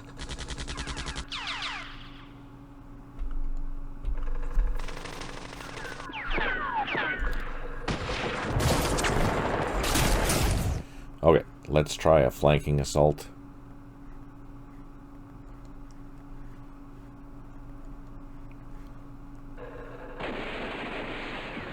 So these ones don't get a flanking assault bonus or a surround assault bonus because they are attacking from, you know, adjacent hexes.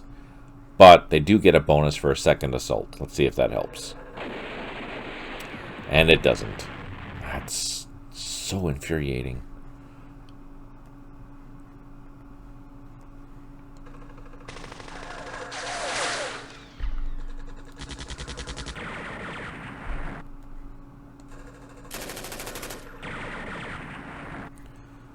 Let's use our mortars here. John Wayne and that, yeah, right? Our 25-pounders, what are we going to hit? Actually, you know what? This was doing a good job, so let's just hit that bunker.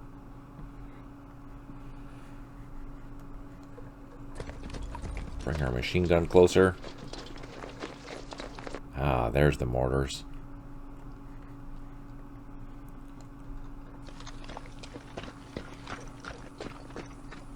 Oh, they're not happy.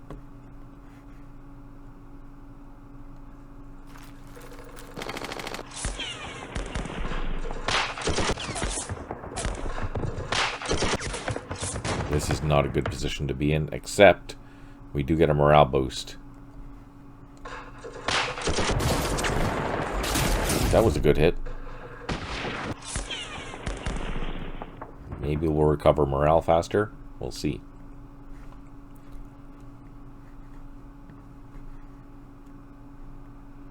They were retreated. So let's try our luck.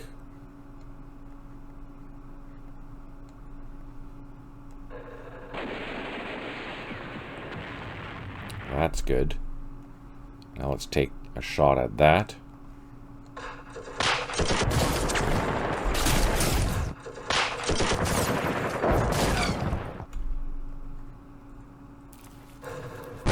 Oh, crap.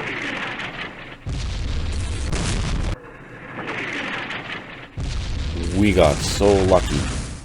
I don't even know what that is. Probably a 25-pounder. Don't know the strength of it, but that's scary. Alright, let's continue our advance.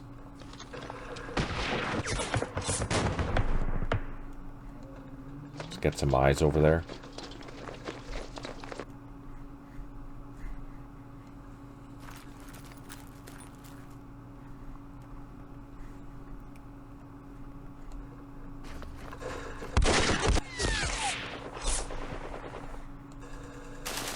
Come on.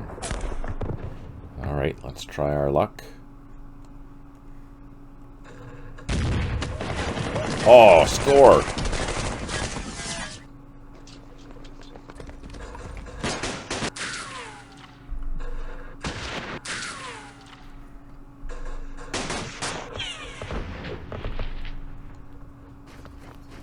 Alright, let's see.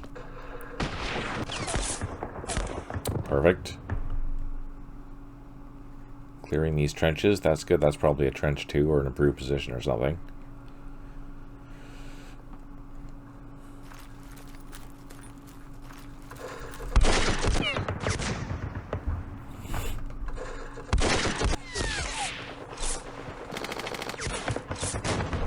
Uh-oh, that's not good news.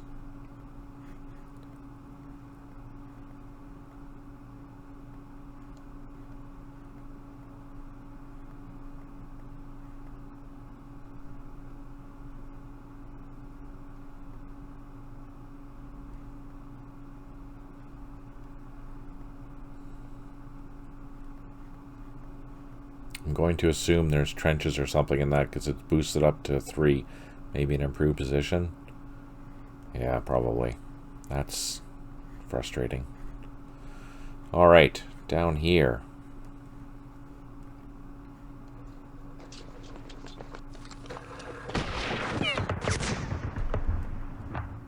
Ah, crap. Can't do anything there.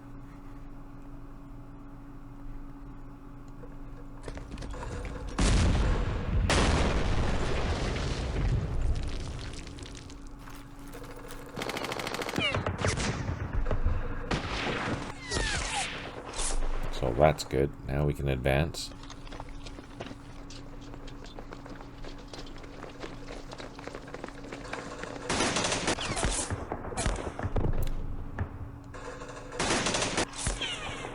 Come on, show me some happy things.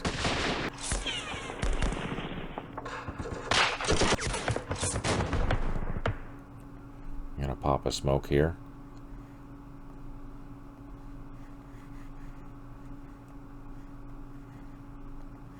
Let's fire at this.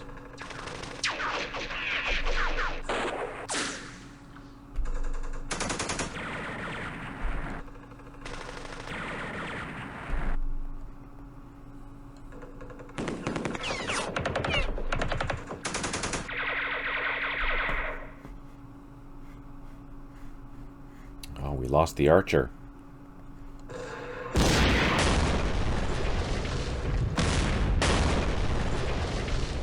Nothing. Gosh darn it.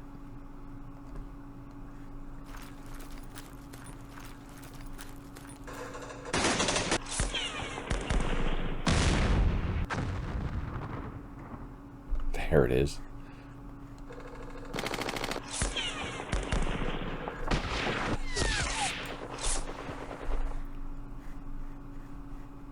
Okay, here.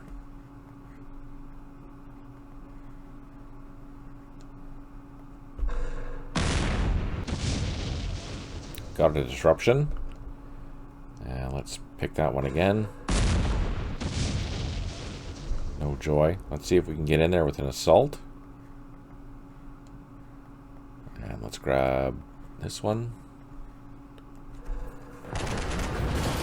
Perfect.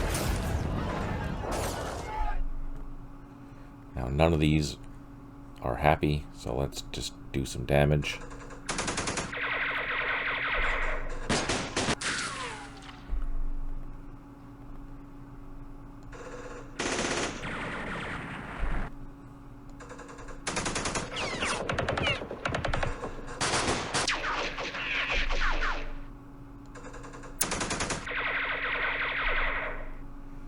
Now I can't tell what their situation is. Not yet anyways. I'm gonna swing these guys around to help isolate them.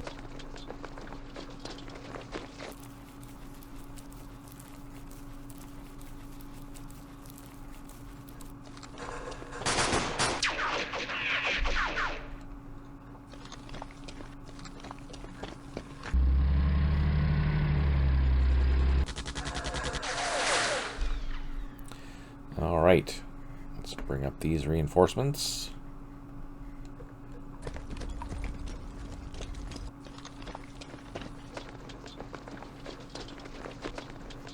That's overstacked, but we're not worried. That blasted archer. See if we can call it an airstrike.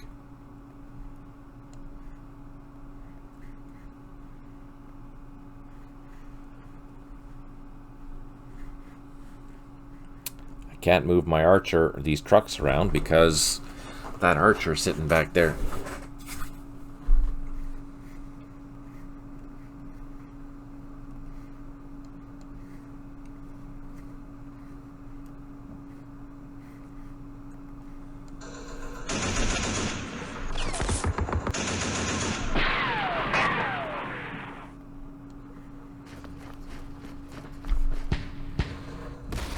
No joy.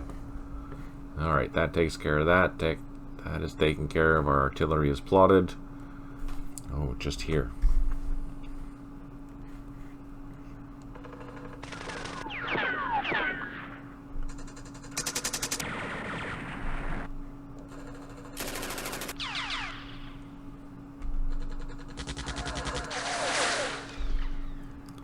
That's down to 2 squads.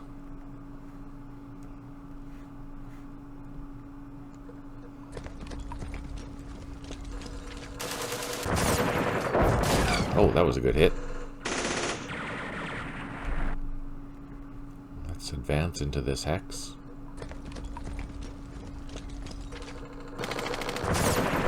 By the way, how do you find out which air-to-air ground ordnance is more effective? The manual's extremely vague. Well, I'll tell you.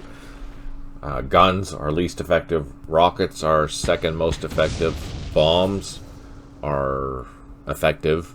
And bombs 2, which are fired from a higher, or they're dropped from a higher level, are the most effective. Above that is napalm. Napalm will really do a lot of damage against something.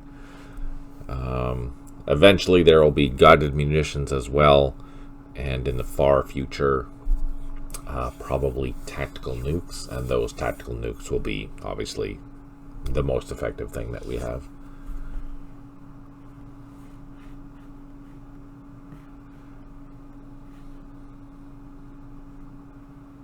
Or calling it a B-52, because those cover. So a B-52 strike, if I call in a strike on this, for example, and it comes and hits here, it will also hit this, and this. So a B-52 will strike a massive area. You don't have a lot of them in the game right now. I don't even think I haven't developed any scenarios that have them in it yet. Although I'm contemplating adding them to the A Weekend Bin Long, because you do have special forces operating in Cambodia, and that was their whole purpose, was to call in airstrikes and things like that of things that they find over in Cambodia. So I might include a handful into there, but I have to figure out some rules where you can't use them for close air support, for example, because that's not what they're for. So yeah, ideas are there, just have to figure out how to implement them properly.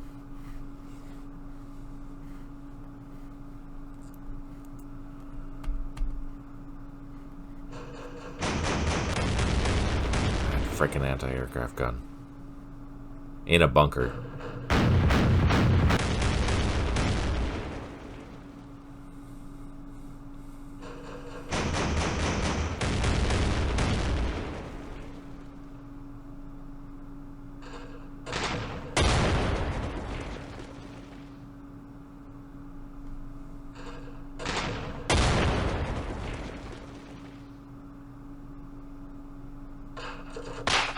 There we go. Let's see.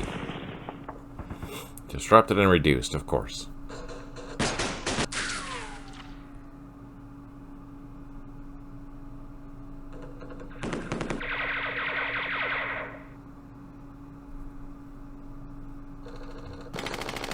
You have to think that rockets are firing into 250 meter hex. So no, generally speaking, they're not more effective. The ordnance is smaller than a typical 500-pound bomb, for example. You'll feel that bomb more than you will the rockets. Now, helicopter carrying rockets, that's a whole different story. For example, a hog will decimate something out in the open. But you're firing a lot of rockets. Whereas an airplane, you don't have the same amount of... You don't have the volume of rockets that you're firing, typically, from an airplane.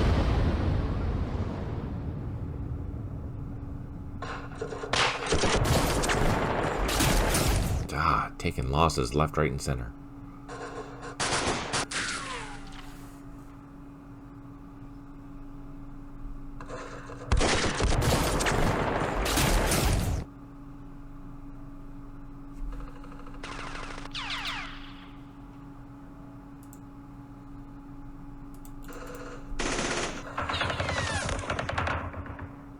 Oh, there's much more in there than I thought. That's not good. Get disrupted.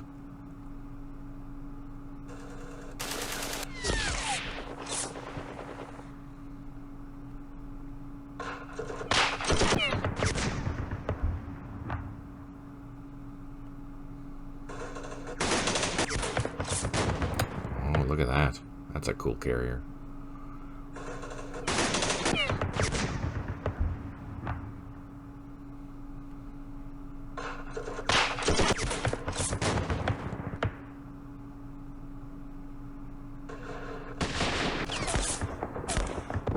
Another headquarters. Yellow troops. That looks like regular infantry. Regular Egyptian infantry. Which leads me to believe if there's one, there's more.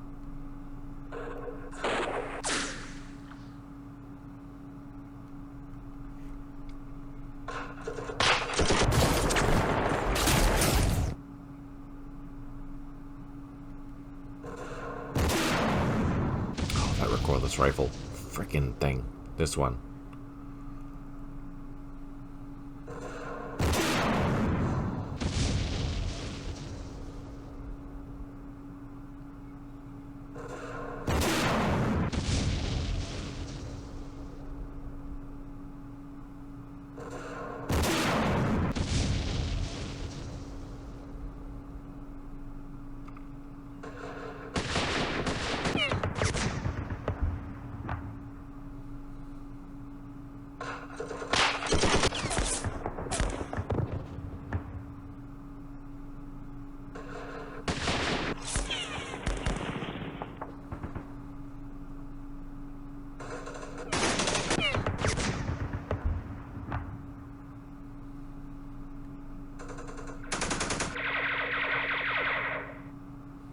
Oh, I'll show you something else too, Giovanni.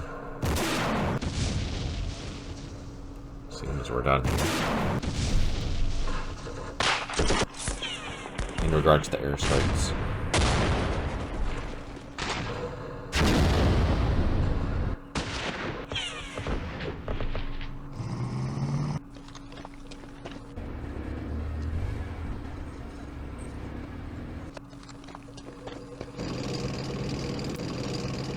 Now I lost that airstrike. Damn it.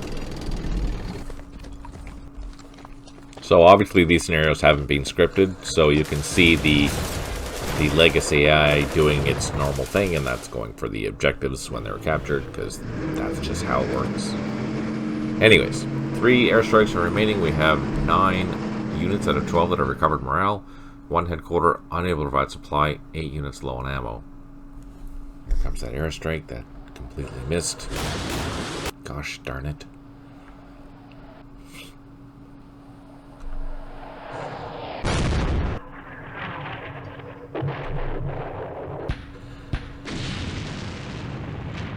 Oh my goodness. Got lucky. That has taken 2 hits now. Oh, that's disrupted.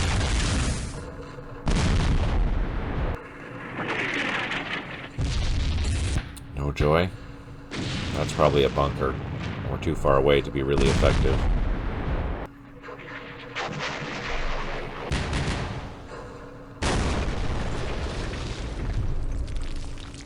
Okay, the other thing I was going to show you, not that, this. So here you'll see GRB, so this is guns, that's rockets, that's bombs. There are different types of bombs. As I mentioned before, there's bombs and bombs 2. Bombs 2 is high flying, and that means it's flying higher, obviously, when it drops a bomb. So it's something like a B-29 or something like that we'll be doing. Usually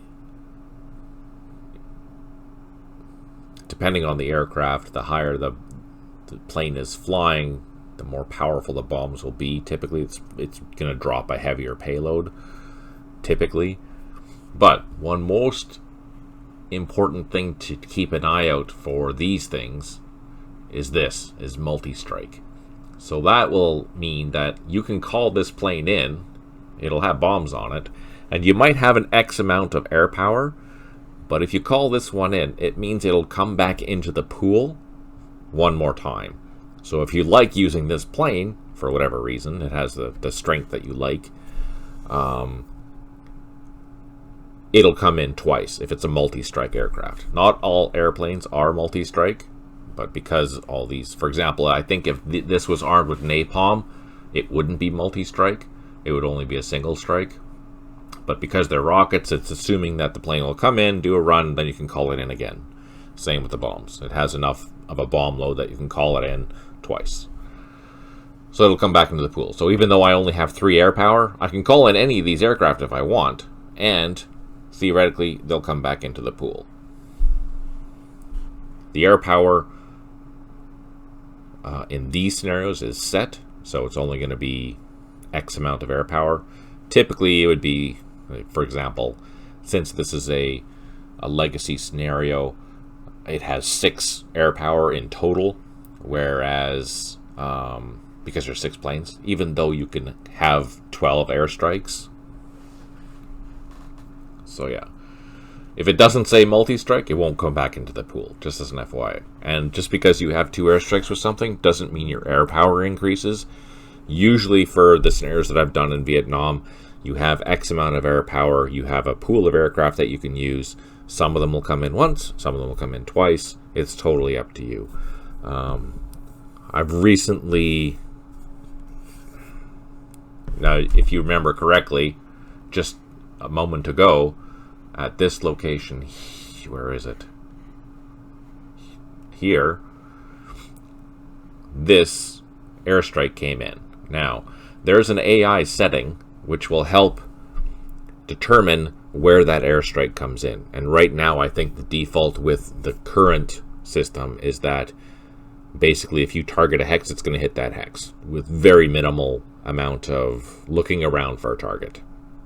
Now that I know I can do that in the Lua file, I'll be adjusting my scenarios so that that isn't so rigid. It will help pick out different types of units to attack. In cases like this, where this archer decided, no, I'm not going to hang out anymore here, I'm going to go over here. So usually before, in the old campaign series, it would hunt for a unit. You had no choice of what target it was going to be. Somewhere within 5 hexes of that target hex. It would pick whatever it felt like. And unfortunately, it had a really bad habit of picking empty trucks as a priority target for some strange reason. Now it doesn't do that. Now in Vietnam, for example, if I pick that hex, it's going to hit that hex no matter what. If there's something there, if there's not something there, it doesn't even matter. It's just going to hit that hex. The only way that it's not going to hit that hex is if, one, you put one of your own units in there, and then it has a die roll, and it's going to say it might come still, but odds are good it'll be recalled because it's avoiding a friendly fire incident. So that's one thing that's kind of new with all this, is friendly fire. There's still a chance that it's going to hit you, but there's an excellent video that showed that actually. Where was it? I think it was Joe with Tactics. He was playing a Vietnam scenario and he did just that.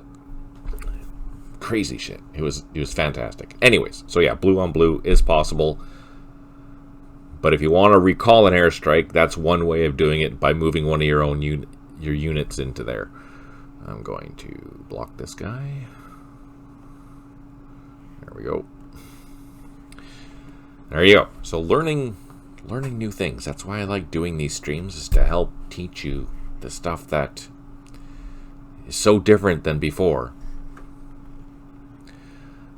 This was abandoned, so I'm going to do my best to assault it. Perfect. And now I'm going to hop up into here and see if I can take with that blasted archer. Now, our platoons are armed with bazookas. I don't know if that's going to be enough. Let's see. Nope, not enough. There's one down here, too. So, this is a lone archer. All by itself. In a town. So, I'm going to assault it. Look at that, we took 2 of them out. Just because of that. Now, I'm going to be even meaner and take out the rest of it. So here's an example of where assaulting is way more effective than direct fire, because even though it's an elevated position, mind you, that's frontal armor. Having armored in a village, bad news. Bad news for infantry, because we can take them out.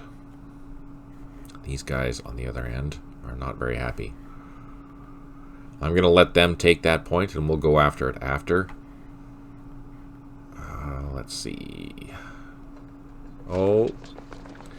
This is an engineer platoon, and this is a side shot. So how does armor work?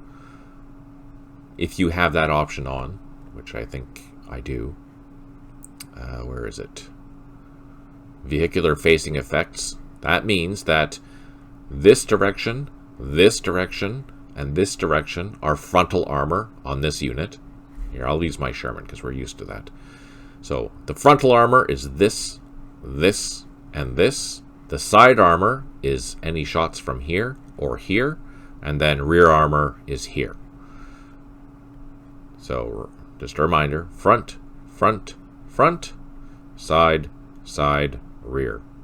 That's how the calculations are set. So if you're playing with that rule, each of these sides will have a separate armor value. Obviously, with most vehicles, you want to hit them from the back.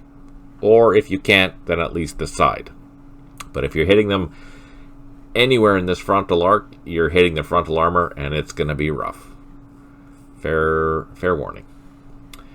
Yeah, let's see. Oh, I was going to hit that from the side. So, side attack, we reduced that by 3, which makes me happy.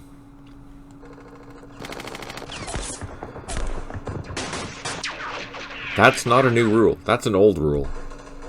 That's from the original game.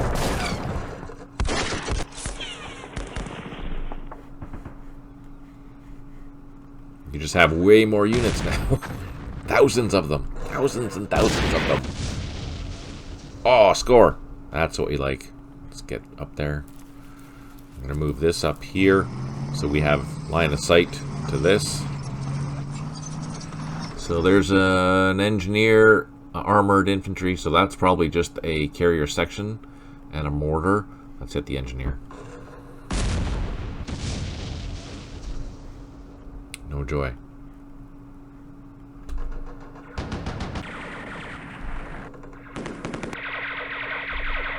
Ah, we got disrupted. Facing is legacy. Yes, it is. Oh, not facing in general. Yeah. But in general, yeah, there's a lot of new things to consider. Absolutely. So many new things.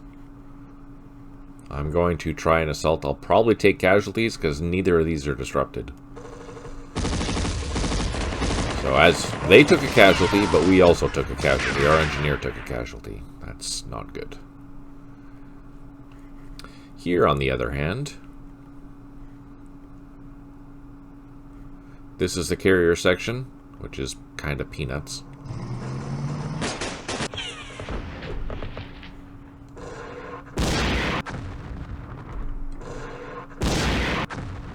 Perfect. So now what I can do is take one of these platoons. Do I want to? Let's take this platoon, double time them, try and get into the trenches. There we go.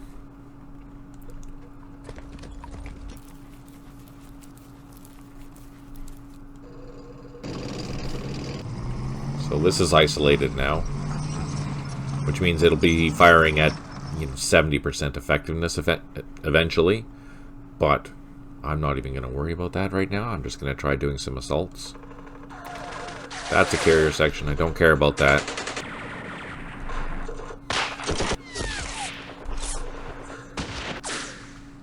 I mean, it still packs a punch, but it only has 2 strength points. But this will typically have 6. This will typically have 6 as well.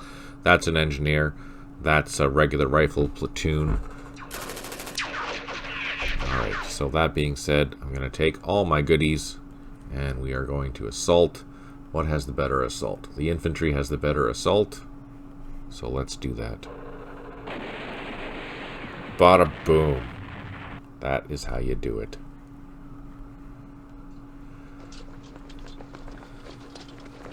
That made me happy.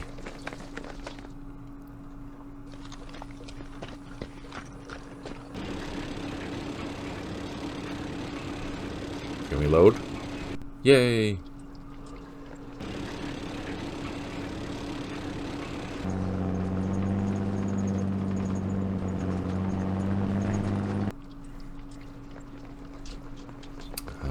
Let's take these over here. Load up our engineers next turn. Also new. Now I want you to watch very, very carefully. I'm going to rotate this tank. In the original games, this didn't cost you anything. You could just rotate all you wanted, but now you can't. It costs you points. So, I'm rotating. Notice that it costed me 10 points to rotate. So keep that in mind.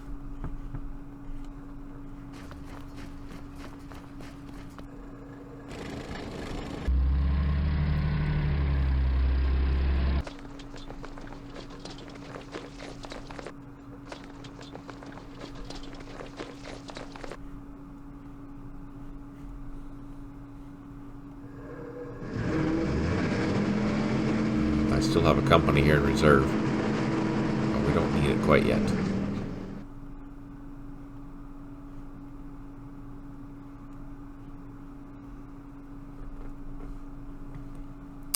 Now I should load up my artillery, bring that closer.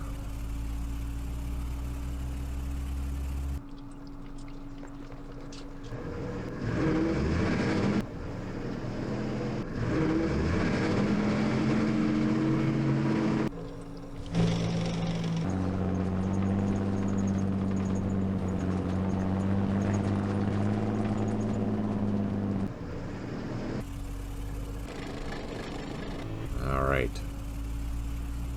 Load them up. Can load them up. Load them up. There we go. So, we will leave it there until next week, where we continue advancing into the town and see how that goes.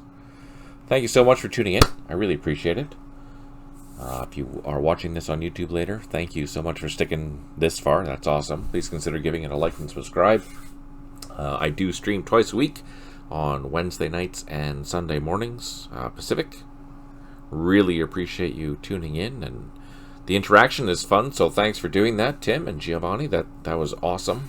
Hope you learned something new. Hope you enjoyed what I showed you at the very beginning of the session. Let me know if you have any questions or comments. I'm always happy to help. For those here, I will be sticking around for a bit. Not recorded, just FYI. If you have any questions or comments, that is the time to do it.